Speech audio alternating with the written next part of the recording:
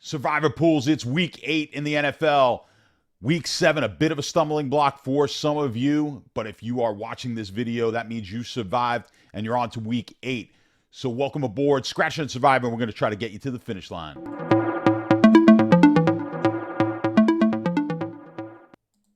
All right, guys, it is week 8 in the NFL. Week 7 did not go all that great for me. And if you were following me, of course, a lot of you probably went down. Now, a lot of the teams that we were looking at last week, as far as teams that we could get off of Seattle being the biggest and most taken team of the week, they went down. Teams like Tampa, that's where I kind of went heavy on in my larger pools. I went heavy on Tampa. They came up close, but no cigar. That's kind of how it works in these pools. You've got to take chances and find these high leverage spots when they present themselves. Tampa, I thought, was a great shot last week at doing just that, where a team that we didn't have any more future value, we weren't going to take them at any other point this year, and we were able to fade a team like the Seahawks that 55% of pools were taking. So if you lost with Tampa, I don't think it was a bad play at all.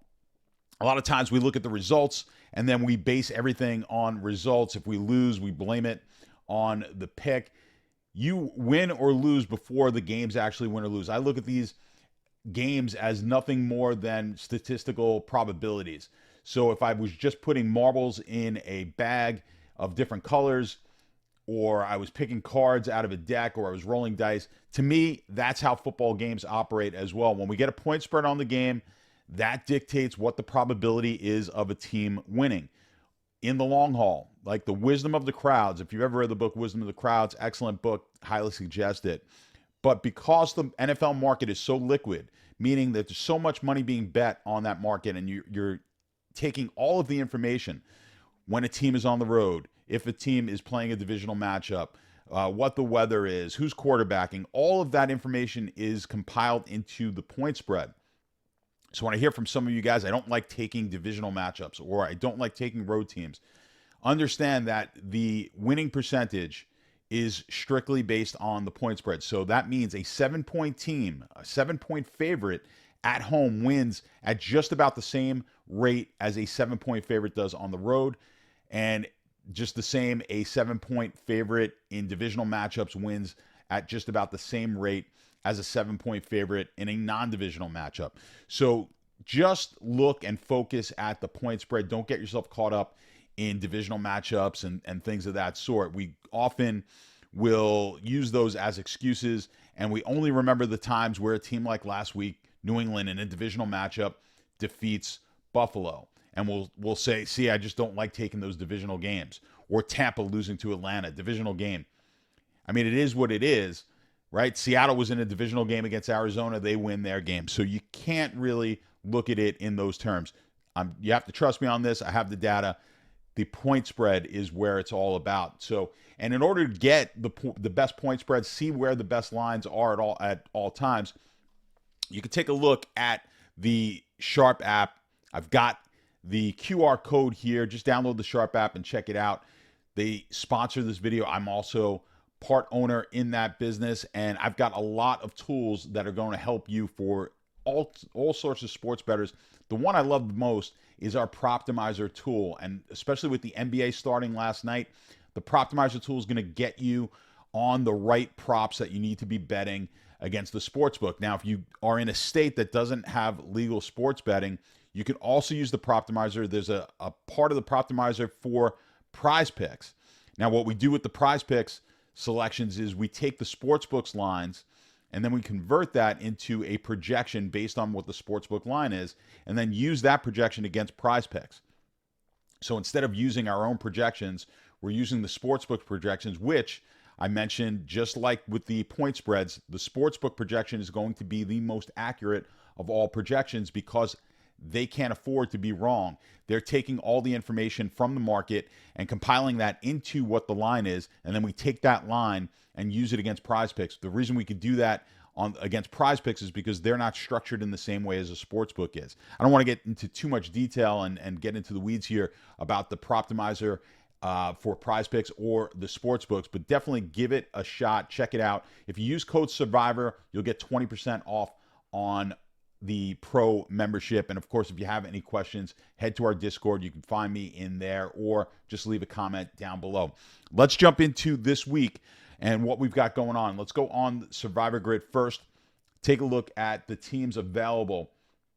Now, you'll see Miami, 6.5% of pools. They are the largest favorite of the week, but only 6.5% of entries are being taken on Miami. Reason being, a lot of you have already taken Miami.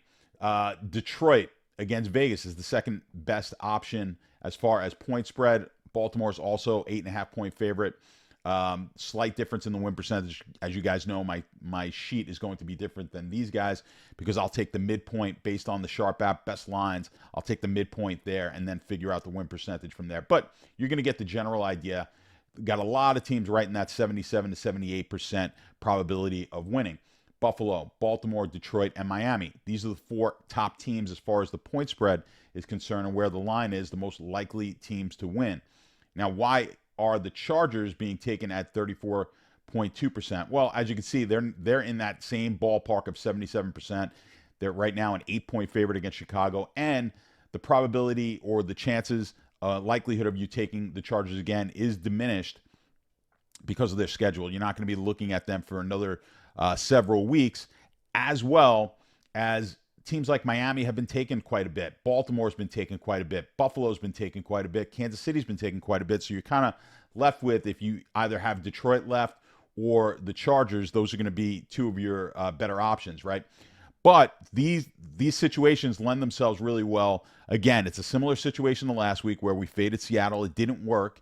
Now, if you got by with Seattle, or maybe you took Cleveland last week, or some other team that was able to win, maybe you took Kansas City, which a lot of people did as well. You have to really look at a possible fade on the Chargers. Let's jump quick into the sheet. Now, the sheet that we have here, it's for those familiar with this video that we do each and every week for Survivor, you are familiar with the sheet. The sheet is taking, in this instance, 0 future value weighted in. What that means is it's just going to look at the largest favorite. Now, I get my probabilities from the Sharp app. It's going to be slightly different than what you're seeing on Survivor Grid. This is going to be a little bit more accurate because I'm taking the midpoint, as I said, between the best lines that are being offered on both teams. So the Miami line and New England line. The midpoint there is going to be minus 415, which translates to about 80.6% probability of Miami winning this game. So they are the highest likelihood to win as of now. Obviously, these are really tight and close. The lines are going to change. You know, last week the line moved on that Seattle game, which gave me a little bit of trepidation because now Seattle became like a 9.5-point favorite in at a lot of sports books, which became a 2-point. They were 2 points better than Buffalo. That was a 7.5-point favorite. So they started to separate a little bit. Still was a good play, but not as good as they were if they were both 7.5-point favorites, right? So when that line moved, we're not going to get into line moves and things like that in this video, but something I look at when handicapping, and that one did worry me just a little bit as that line moved. So you can see this week, all these teams, you've got 1, 2, 3, 4, 5, 6 teams that are a 77% or better probability of winning their matchup. So a lot of selections and a lot of choices this week, assuming you have some of these teams available to you. If you do, I really love being able to get off of the Chargers. Now, if you're in a small pool and you don't have any one of these teams available to you other than the Chargers, then absolutely you're going to want to go ahead and take the Chargers, try to advance with them along with a good percentage of the pool. But there's a chance here, probably a high likelihood that you have one of these other teams available. Let's look at each one of them on Survivor Grid and just see what the value is on each of these teams in the near term. So when we look at Miami, if you have not taken Miami yet, it looks like the next time you're going to be looking at them is going to be week 11 and then week 12 possibly at the Jets. I mean, there's good opportunities here, but week 11 we've got some other choices. You've got San Fran might be available to you, Buffalo might be, Detroit might be. Doubt like you probably have one of these teams. Again, it gets more difficult doing these videos the later we get into the season because I don't know exactly what each one of you have available to you. So if you do have Miami available to you this week, in all formats. I would seriously consider taking Miami this week if I had them available to me, just because of the high leverage play. You can see the EV on Survivor Grid. This is a formula that's basically going to calculate leverage in their way that they do it, and it's based on how many people are being picked, or how many times this team is being picked overall in pools, and what their win percentage is. So you could see a positive. Anything over a 1 is going to be a good leverage play. 1.12, not quite as good as we saw last week at like 1.2 on Buffalo. Now, just because it's high leverage, Buffalo lost last week, and that can happen, right? So we took the good leverage play if you took Buffalo, and they wound up losing.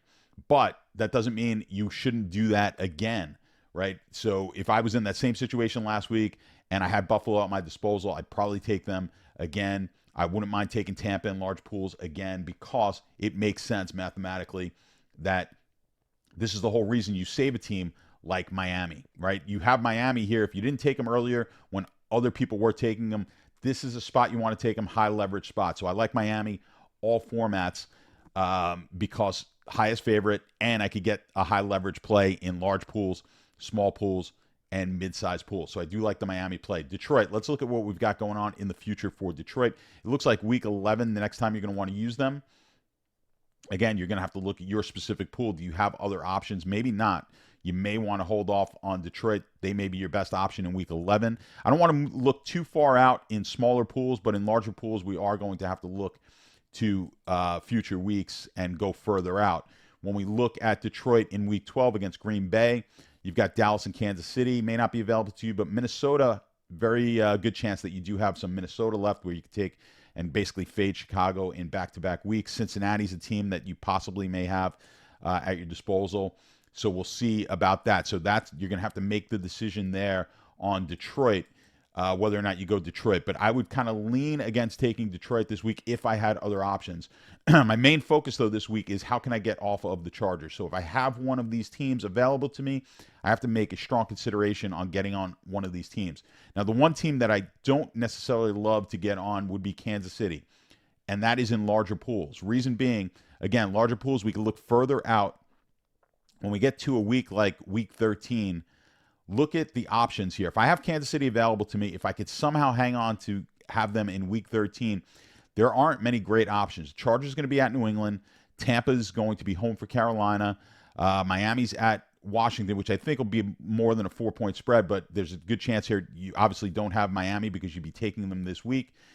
Dallas, unlikely you're going to have them at that point, right? So now you're looking at teams like Pittsburgh and Tennessee, like teams that we just aren't going to feel too great about. So I don't mind here if we had to just get on the Chargers this week. If Kansas City was available to us and they were the only team in this area that we could take, I don't mind holding on to them, taking the Chargers, hoping to advance, and looking for a better high leverage spot in the future. So that's kind of what I'm looking at here. We could take a look at Buffalo.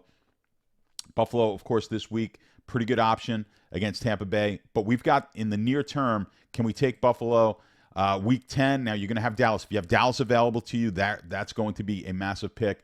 And a lot of people don't have Dallas available to them. So if you do have Dallas available to you, then that's probably going to be the spot you're going to want to take them as a 2-touchdown favorite, at least projected. I don't know if they're going to be 2 touchdowns. We'll see. It'll definitely be it'll be a double-digit spread, though, right? So you'll have Buffalo at home, who might be a 10-point favorite. This might be a little light. I think they'll be a decent favorite against Denver as well. But not a lot of people are going to be able to take Buffalo in week 10. Dallas looks like the best possible play. You'll have some other options as well. And then in week 11, if you got to that point, had not taken Buffalo, they're going to be playing the Jets at home. San Francisco, likely you've taken them already, but they would be the best play, at least projected so far. And here you have your Detroit, which, again, you're probably going to be holding off on Detroit, and that's the reason why. So, again, it's hard to speak to each one of you individually. That's why I like when you guys leave a comment down below, and I try to answer all of your comments and questions in regards to these type of survivor pools. So we've got options this week, but I think, again, a week in which we're going to get some leverage potentially, depending on who you have left. So it's all about leverage. It's all about building the equity.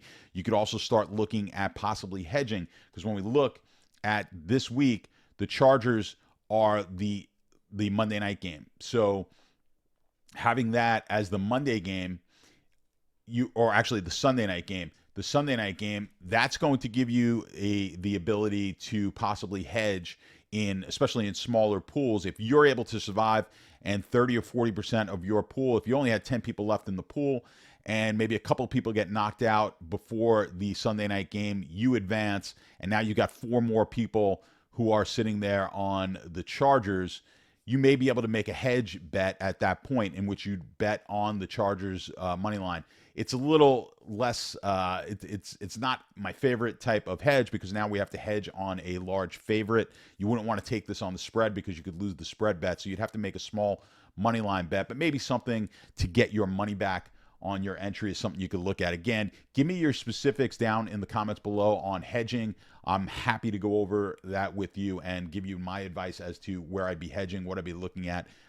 There's some things that you guys may not be thinking about, and oftentimes some things I'm not thinking about, and you guys bring it up in the comments, and it helps me as well. So again, guys, good luck. Sorry to those who missed last week and were knocked out last week, but you're probably not watching it. So, but I do apologize. I'll send it out into the ether. Anyway, for those of you who did survive, congratulations. Good luck this week, and hopefully I will see you next week as we continue our journey to try to win and take down a massive pool on Scratching and Surviving.